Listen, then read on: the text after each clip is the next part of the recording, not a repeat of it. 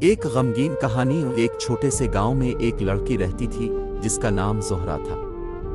وہ بچپن سے ہی اپنی والدہ کے ساتھ رہتی تھی کیونکہ اس کے والد کا انتقال بہت چھوٹی عمر میں ہو گیا تھا۔ زہرا کی والدہ اس کے لیے دنیا کی سب سے اہم شخصیت تھی۔ وہ ہمیشہ زہرا کو اپنی محبت اور دعاؤں سے بھر دیتی تھی۔ زہرا کا خواب تھا کہ وہ ایک دن بڑا بنے گی اور اپنی والدہ کو خوشی دے گی۔ وہ محنت کرتی تھی اور تعلیم حاصل کرنے کے لیے دن رات کوشش کرتی تھی۔ گاؤں کے دوسرے بچے بھی اس کے عزم اور محنت کی تعریف کرتے تھے۔ زہرا کی والدہ بھی اس کی کامیابی کے خواب دیکھتی تھی اور ہر قدم پر اس کا حوصلہ بڑھاتی رہتی تھی۔